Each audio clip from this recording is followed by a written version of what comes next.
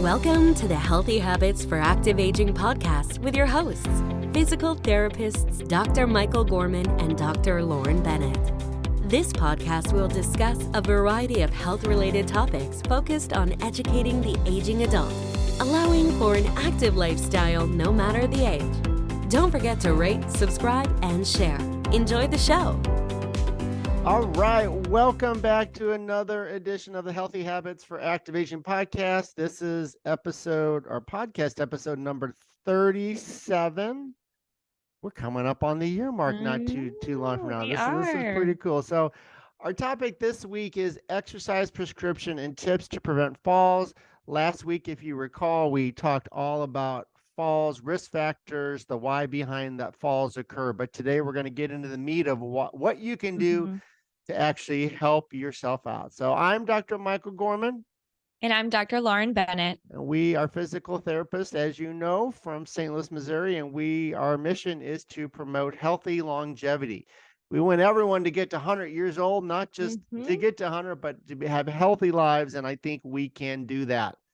So again, today it's all about exercises that we can do to help out. So I'm going to have Lauren kind of start us off with talking about this. Yeah. So I think the most important thing is that we learned in the last episode that our balance actually starts to depreciate somewhere in the 4th or 5th decade of our life. So don't just wait until you had your first fall or you're older and you're already having problems. This is pretty important stuff to start working on. Just like you're going to the gym and you want to do strength training, you need to incorporate balance into your routine, like 3 days a week. We'll get into the specifics in this podcast, but just understand that let's start working on balance rather early, rather than when it's, I'm not going to say too late, but when it's harder, because this is more so prevention stuff. But just these are type of things that we need to do to really challenge our sensory and our motor functions of our body, to stimulate in our brains and our joints to our environment around us. So what can you do to prevent a fall? And all of these things are supported by evidence-based practice. So lots of research goes out there, participants, exercise routines, and tells us that these are the best things to do to improve your balance to avoid a fall. So there was a study out there that people who participated in sessions of moderate intensity exercise in a community setting with additional exercises performed at home, because we all know that just doing PT twice a week does not do it. You have to do things at home. We're 40% less likely to fall and 1/3 less likely to suffer a fall-related injury than those who did not receive the intervention. So these exercises focused on improving our balance, our coordination, our strength, core, lower extremity, reaction time, aerobic capacity. So things like performing strengthening exercises like sit-to-stands, aerobic exercise, riding a bike, Tai Chi, which we'll talk about here in a minute. Performing those in a group setting 1 time a week for a year with follow-ups of you performing them at home significantly improve that you are actually 40% likely to fall compared to somebody who did not participate in this program. So to me, that is worth it. Yeah. Significant enough. Absolutely. That I would do it. So as we talk about Tai Chi, this study, and Dr. Bennett, you can tell me, because if this study was the same study as this is a different study, but this was people in this study were inactive adults, so not active, but inactive adults greater than 70. So this is a different study, correct? Correct. All right. So these people that were in this study did 1 hour class of Tai Chi 3 times a week for 26 weeks. So if you don't know what Tai Chi is, I don't know why you don't, but it's a martial art that involves slow rhythmic movements that work on balance, work on weight shifting, work on coordination, all those things. And I think it's pretty impressive. I'm going to give a shout out actually to a physical therapist in St. Louis. His name is Sean Tucker, a very good friend of mine. He is the owner of Brentwood's. Oh my gosh, his clinic's in Brentwood. I'm just drawing a brain fart, but Sean's clinic is in Brentwood, and he is the master of Tai Chi, and he's incorporated into his own physical therapy practice for years. So if you live in St. Louis, he is the go-to for this. Brentwood Center Health. Thank you very much. It just came to me. I didn't have all my neurons weren't firing in my brain correctly until then. So Sean, I think you've done an amazing job of incorporating this. But anyway, back to our study. So the study compared just what happened with these people after 6 months of doing this, and they had a fall risk reduction by 55%. And that's just doing this class 3 times a week for 26 weeks. So 55% reduction in falls. So we know that exercise works. We know that it does take work. I get that. But if you want to improve something and have a healthier life, there's so many things out there for you. So how often should we be doing this, even if it's just a prevention? So research will say 2 to 3 days a week for at least 20 minutes at a time. And you want to focus on multi-systems. So agility, coordination, our reaction time, lower extremity strengthening, core strengthening, all of these things improve our postural stability, that when we are nudged, pushed, step in a hole, we can appropriately respond. So this is kind of off the beaten path, but when we are nudged or challenged with our balance, we rely like on our ankles first to kind of adapt, and then we rely on our hips to kind of sway and adapt. And then when we're pushed so far out of our control, we actually take a step, and we call that a stepping strategy. And if I have multiple patients that we would work on that, and it was funny because they're like, "You're just being mean, you're pushing me," but I would push them in a very strategic way to cause them to feel like they have to take a step, because that's what needs to happen. You don't just fall over, I don't know, like Humpty Dumpty or something we would joke about. Well, if it's a Saturday night and you've partaken in too much alcohol, I could see that you could just fall over, but that's a different podcast. Yeah, exactly. So that is just like so important that we have the ability to react to our environment around us. So 2 to 3 days a week, 20 minutes a time. Let's do this as a prevention before we end up having a fall and an injury. For sure. And we talked about this already, but you have to be challenged. If you're not challenging whatever you're trying to improve, if you're not challenging your body, you won't improve. And so we have here that you must fail 60% of the time to create change, and that is so true. So we just want to make sure that when we want you to fail with your balance, you must have either a physical therapist or a friend or a trainer with you when you're trying to really push your balance. We don't want you to push it just on your own, unless, who knows, maybe you have a counter that you can hold on to, but just make sure you're being safe. But you have to challenge yourself. And I'm convinced that our bodies can do, especially for aging adults, our bodies, again, I say our bodies can do so much more than we give it credit for. I think it's the fear that, oh, we can't do this, we can't do that. It can. And so push it. So challenge yourself. So you may also be thinking, okay, you're telling me I need to work on balance or Tai Chi, but what exactly do I need to do? So there's 5 different areas of balance. And the first one we'll go over is called static balance, which is just standing in one spot. Could be narrowing your base of support. So instead of standing with your feet shoulder width apart, we make them closer together. Okay. Think about a building with a more narrow base is not going to be as structurally sound as something that has a big base. So narrowing your feet together, or you're putting one foot in front of the other. We call that like a staggered stance, semi-tandem, or full tandem stance, which is like a heel to toe pattern.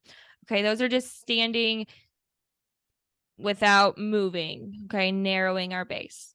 Then you could take it a step farther into dynamic balance. So this could be moving, weight shifting, turning around in a circle, actually walking a line, pretending that you're walking a tightrope, or perturbations, which is having somebody kind of nudge you, which I'm always more than happy to do. Postural control. Reaching outside of your base of support. You drop something on the ground. We talked earlier in the last podcast about using a grabber, but I always make sure that my patients can bend over and pick something up off the floor, and that is something that we work on. Proprioceptive training, so reducing our sensory input, changing the surface that you are standing on, or closing your eyes, we talked about. We have these like foamy pads or thick carpet is going to be harder than a hard surface where you can actually feel where your feet are on the floor. And then Tai Chi, which we already talked about. So the postural strengthening, coordination, reflex, motor control. Yeah, and Okay. even something as easy as standing on a pillow, doing Yeah. working on your balance, standing on a pillow, all that. So what's really cool, I think, about balance training is you don't need fancy equipment. You don't need Mhm. thousands of pounds of weights. There's so many things you can do to improve your balance that Dr. Bennett just talked about that you don't need to spend a penny on it. So Right. all Yep. right. Well, good information. Let's go take our commercial break with our sponsor, iMove PT. We thank iMove PT for being our continued sponsor of this podcast, and we will be back. I think that Dr. Ben and I are going to do a few balance exercises in our own studios as you guys listen to this commercial. We'll be right back. iMove PT is proud to be the sponsor for the Healthy Habits for Active Aging podcast. iMove PT is a mobile physical therapy company based out of St. Louis, Missouri, and expanding throughout the United States. We bring a unique one-on-one physical therapy experience to the privacy, safety, and convenience of our patient's home, office setting, or the location of their choice. For more information about iMove PT, please go to www.imovephysicaltherapy.com or feel free to email us at info@imovephysicaltherapy.com. Have a great day. All right, welcome back. Thank you again to iMove PT for being our sponsor. We're going to keep moving along here and talking about exactly, what PT can do for you. So, you've talked about falls now. Maybe you've had a fall or your family is concerned. Let's get in with a physical therapist and see exactly what PT can do for you. So the research out there says, and this is participants that have participated in physical therapy following a fall. They participated in 16 weeks of physical therapy, only 1 hour of PT a week. After 5 weeks, when the PT decided they were safe enough, they started them with a home exercise program that they performed. And then all of these things were focusing on improving their strength, their balance, and their gait. So they were walking. So found out that the results were that 46% of these individuals had fewer falls and 34% had fewer fall injuries following their 16 weeks of guided PT.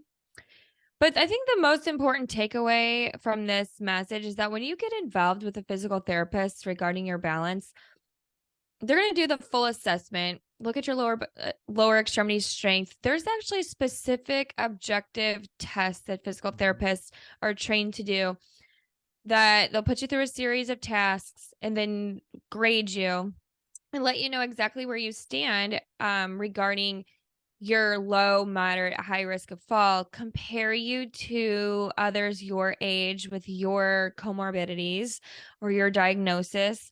And they can really measure your improvements over time by doing these tests, but tell you where you stand. So if you're questioning, I feel wobbly, but just a little wobbly, but I don't know if I'm safe to go out to the store by myself, they could tell you, okay, according to your score, are safe maybe in your home, but we suggest that when you go outside, you use a cane or a walker to be a little bit more safe. So there are specific tests that PTs are trained to do, and I find that to be really helpful and eye-opening. And I also have patients that on day one, we do this test. Every 10 visits, we redo the test. And maybe they feel down on themselves because they just really don't feel like they've gotten much significantly better. And then we do the test and they've scored like 5 points higher, or they were able to walk faster and back. And those are the things that we're looking for. So it can be a little bit rewarding at times. I don't know if Dr. Gorman has any stories about his patients on that, but I know it happens to me weekly. I think you bring up a great point, and this is kind of an aside, but when you see a very well-trained physical therapist, we take a lot of measurements because sometimes as a patient, if you're going to therapy once, twice, 3 times a week, or they're coming to you, whatever, it's sometimes hard to see your own improvement. Just like if you're trying to lose weight, others Mm-hmm. see the improvement before you might. So we measure a lot of things because that's how we track your progress. Besides, you telling us how you're doing and how your balance is day in day out. We do these specific tests, and we can track that. So that I think is such a huge value of physical therapy is that we're doing some really specific skilled activities and then backing it up with our test to say, hey, what you are getting Yeah. better. Look at this, because sometimes it's hard to see improvement day in and day out in your Mm-hmm. own body. Yeah, absolutely. And if you're wondering about particular exercises in general, like we talked about tandem walking, heel to toe walking. I think it's episode 21. Dr. Gorman and I talked about some specific exercises. And I think we demonstrated on our YouTube channel with some I yoga think you poses, did. tree pose. I think I did. So refer back to episode 21 and most specifically the I Move PT YouTube channel because you'll actually get some visuals on how to do those things. And you'll Um, see Dr. Bennett doing a tree pose. I think yeah. that's what you did. So that was a good one. So go back to that one for Yeah. sure. All right. So at the end of the day, we want you all to stay independent, healthy, and active. So in order to stay independent, let's just make sure that we're doing all of the preventative things possible. So attending your annual physical checkups, your annual eye exams. We learned that vision is so important when it comes to balance. The National Institute on Aging website actually has some really good schedules and logs for you to print out to keep track of your last physical or vision, hearing appointments. You can make a chart of your exercise when you're participating in exercise to keep yourself accountable. Um, and last but not least, shoe wear, no flip flops. Better to have back on your shoes. I think that that's rather common sense, but I've treated enough falls or people on vacation that's just stepped wrong in a hole with their flip flops on at the beach Yeah, or something like for that. sure. Um, so let's just think ahead, think smart about that We stuff. know So that we're in spring right now. We know summer's coming, so we know everyone I know. loves the flip flops. But if you have balance risks and if you have fall risk and things of that sort, I'd be Yeah. careful. Better to be safe than to look pretty with your little I flip know. flops on. Just saying. All right. So, well, just to recap, this was a great episode because we really started to get into the what can you do to help yourself if you have some balance and fall issues. It is possible to train our neuromuscular system. That's a system of our body that Mhm. we people don't think about enough, but we can train that, and we have to train that if we are going to improve our balance and decrease our fall risk. But you have to work at it. Again, think back to what we said is that you have to fail 60% of the time in order to make a change. If it's too easy for you, it's things aren't going to improve. So Yep. and start early. Start early in your life. You're best if you can be proactive instead of reactive. And, I'm 53. I should probably be doing these exercises right now. Um, because I know in 10 plus years it's going to be worse if I don't do anything. So I need to get off my butt and do these things. And then again, like we said earlier, just you have to challenge yourself, but challenge yourself safely. Uh, we thank you all for being here. We really, the last two podcasts and our next one as well that we're going to do next week, really are all about falls and what we can do because they're so prevalent in today's society and there's so many things that we can do. But as we always ask you all, please share this. Our goal is just to spread good research-based education on health, wellness, and getting all of us to live to be our fullest lives we can and to be not only have longevity but for it to be very healthy at the same time. So Mhm. share this information with others. That's all we ask, is that you share this with one friend or family member. Why don't you Dr. Bennett, talk about next week, because it'll be a special podcast next week. special podcast next week. We are going to be interviewing one of our own iMove therapists, Dr. Jill Ortle. And she is actually a specialist in something called LSVT Big, certified therapist. And she will be talking about Parkinson's disease. We talked about earlier just some diagnoses out there like Parkinson's and MS affect our balance. So she's going to be talking about what exactly her certification is and how it can help balance and walking in people with Parkinson's disease. Yeah, we're Look excited forward to about her. that. She's going to be sharing some great information. So, Yeah. well, again, if you have any input for us, would like to hear us talk about specific topics, please email us at info@iMovePhysicalTherapy.com. I want to thank Dr. Bennett. She is a fantastic podcast partner. Couldn't ask for anyone better. And thank you, Lauren, for giving me some of your time. And I hope everyone has a wonderful week, and the spring is in full effect. So get out there and be active. Yes. All right. Thank you. We'll see you next week. All right. Bye-bye. We hope you've enjoyed this episode of the Healthy Habits for Active Aging podcast. If you have any questions for Dr. Gorman or Dr. Bennett, please send an email to info@iMovePhysicalTherapy.com. To learn more about healthy aging, visit our website at iMovePhysicalTherapy.com. Like what you hear? Be sure to rate and subscribe. See you next week.